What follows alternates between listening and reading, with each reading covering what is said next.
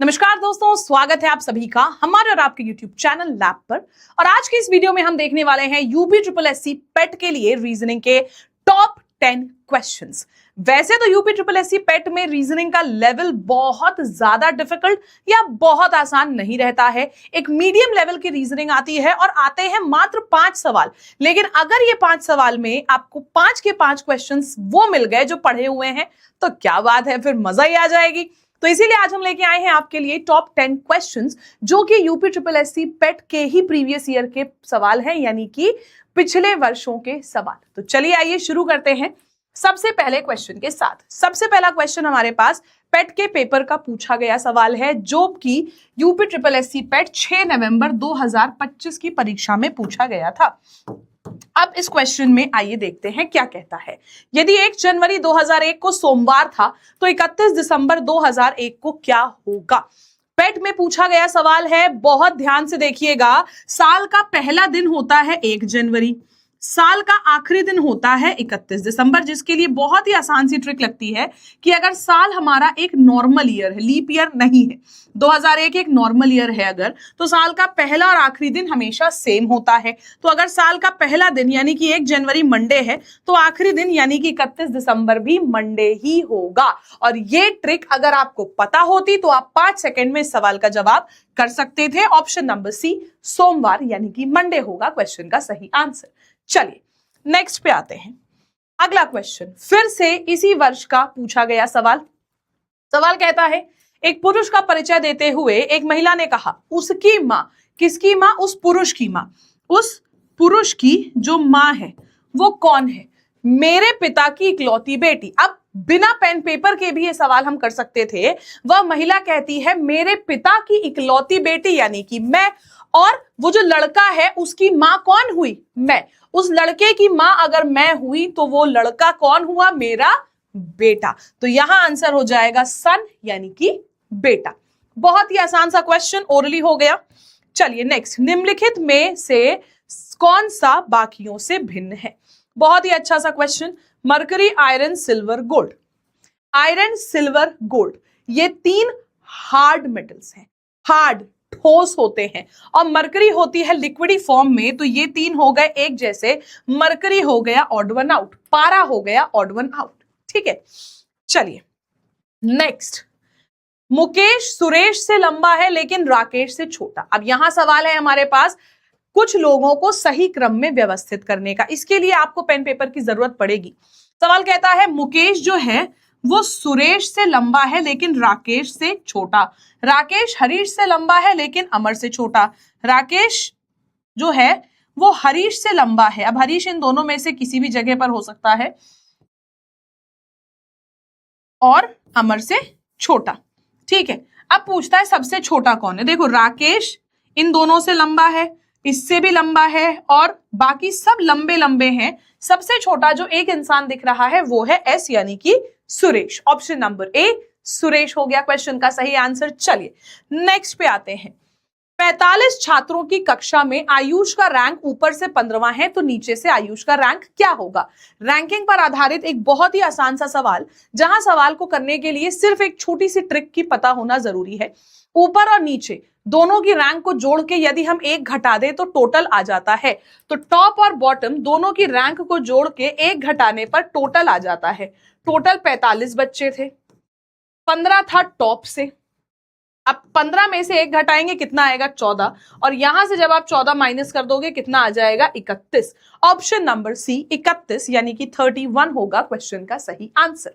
ठीक है, 31 हो गया क्वेश्चन का सही आंसर। तो ये वो 5 सवाल थे जो यूपी ट्रिपल एससी पेट 6 सितंबर 2025 की फर्स्ट शिफ्ट में पूछे गए थे। अब आइए चलते हैं अपने छठे सवाल पे। क्वेश्चन कहता है बाकियों में से कौन सा ऑड वन आउट है, इसका चुनाव करना है। चमगादड़, कबूतर, तोता और कौवा। तोता और कौवा और कबूतर ये तीनों बर्ड्स कैटेगरी में आती हैं। ये तीनों बर्ड यानी कि चिड़िया कैटेगरी में आती हैं। ये इनको हम बर्ड कैटेगरी में इसलिए रखते हैं क्योंकि जब इनको नवजात अपने शिशु को जब जन्म देना होता है, मतलब अपनी जनरेशन को आगे बढ़ाना होता है, तो ये अंडे देती है। चिड़िया क्या होती है? अंडे देती है। और चमगादड़ क्या है? मैमल, अंडे नहीं देता है। यंग वंस, नवजात शिशु, जो बच्चे होते हैं वो पैदा होते हैं, मैमल है ये एक मैमल है। तो बैट हमारा ऑड वन आउट हो जाएगा। अगला, पेट 2025 सेम डेट का दूसरी शिफ्ट का पेपर शुरू हो चुका है। पहली शिफ्ट के 5 सवाल हमने कर लिए थे, दूसरी शिफ्ट के कर रहे हैं। सवाल कहता है अमित की आयु सुमित के समान है क्योंकि वो जुड़वा है। रिचा सुमित से छोटी है। अमित और सुमित की आयु बराबर है। रिचा जो है वो इनसे छोटी है, दोनों से ही छोटी होगी। रिचा ज्योत्सना से छोटी है लेकिन सौरभ से बड़ी है। रिचा जो है वो ज्योत्सना से छोटी है लेकिन सौरभ से बड़ी है। सुमित ज्योत्सना से छोटा है, जो सुमित है वो ज्योत्सना से भी छोटा है। तो ये दोनों हो गए ज्योत्सना से छोटे और रिचा हो गई सौरभ से बड़ी। पूछा जा रहा है सबसे बड़ा कौन है? सबसे बड़े होंगे, सबसे बड़ी होंगी ज्योत्सना। ज्योत्सना हो जाएगा क्वेश्चन का सही जवाब। ठीक है, चलिए नेक्स्ट क्वेश्चन, क्वेश्चन नंबर 8। एक सही घड़ी की मिनट की सुई 2 घंटे 20 मिनट में कितनी कोणीय दूरी तय करेगी, यानी कि क्या एंगल बनाएगी? घंटे की सुई की बात होती है तो हमें पता है 1 घंटे में बनता है 30 डिग्री। ठीक है, बोल रहा है मिनट, 1 मिनट में कितनी बनाती है मिनट की सुई? बहुत ही आसान सी बात है, ये है मिनट की सुई। घूमी घूमी घूमी घूमी घूमी घूमी कितना घूम गई? 60 मिनट। 60 मिनट, एंगल कितना बना? 360 डिग्री। 60 मिनट में यदि 360 डिग्री बनाती है तो 1 मिनट में कितना बनाएगी? 6 डिग्री। और यहां है 2 घंटे 20 मिनट।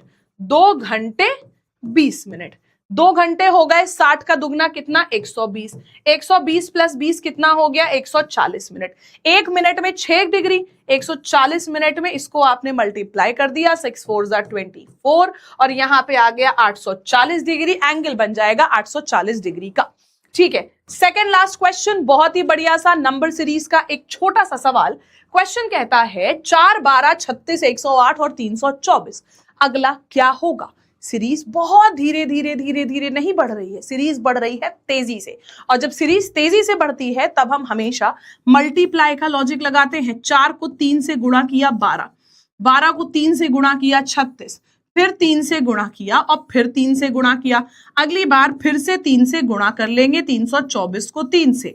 4 3 12, 3 2 6, 1 7 और ये आ जाएगा 972। Option number B 972, 972। और अब आपको एक बात बताऊं, आपका जो पेट का सिलेबस है ना, जो ऑफिशियल नोटिफिकेशन में आता है, उसमें सीरीज को तो टॉपिक लिखा ही नहीं है। सीरीज का टॉपिक नहीं लिखा है, लेकिन फिर भी नंबर सीरीज का सवाल पूछा गया था। तो जो लोग सोचते हैं कि वही 6-7 टॉपिक से क्वेश्चंस आएंगे, नहीं, पूरा का पूरा जो सिलेबस है रीजनिंग का, उसमें से फिगर वाले छोड़ के बाकी हर वैरायटी के क्वेश्चन पूछे जा सकते हैं।